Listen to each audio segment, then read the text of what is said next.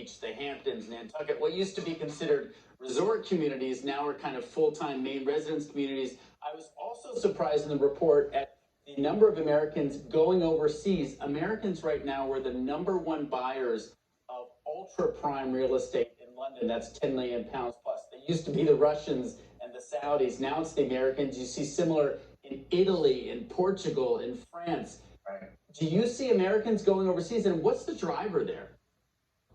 Well, I think the biggest driver was the exchange rate, the dollar to the euro. It made it really affordable. It was almost 1-to-1 6 months ago. So that in and of itself has gotten a lot of people and the attention over there.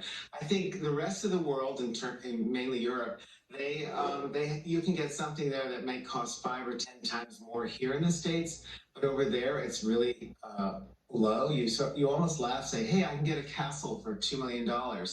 I think people's dreams are able to happen now. And since the pandemic, people are like, why am I waiting? I need to do this now. And the prices are right, and the properties are just exceptional. Scott, this is the curious part for me. A lot of folks on that ultra wealthy range that Robert talks about so much, they didn't get there by being dumb, so to speak, with their money, right? Real estate at these levels, how much do you think wealthy buyers are looking for a business-like return on their investment as opposed to just owning something that they want to own in the luxury part of the market and feel comfortable saying that they live there or actually have the property?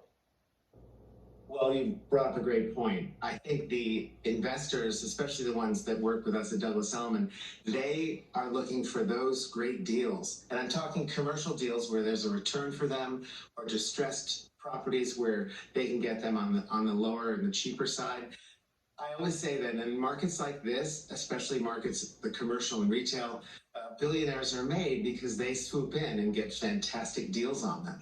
I would say, John, just to close, the #2 priority for these people when they buy a house, #1 is lifestyle, #2 is investment. And by the way, the #1 market in the world this year for luxury real estate investment will be Auckland, New Zealand. Wow. Beautiful place, beautiful country if you haven't been there. But they suffered a big decline, so now they're expected to price increases of over 10% this year. That's going to be the best market in the world. Okay, so that's Robert. Now, Scott, in your experience, where is there the opportunity? What geography still has hidden value?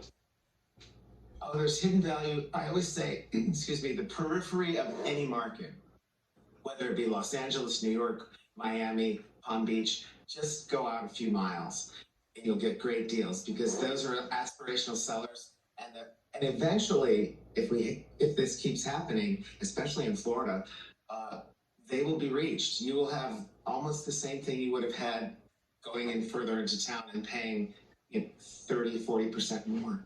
So look on the periphery of every market you're interested in. All right, Scott Durkin and Robert Frank, thank you both very much for that look into the real estate market.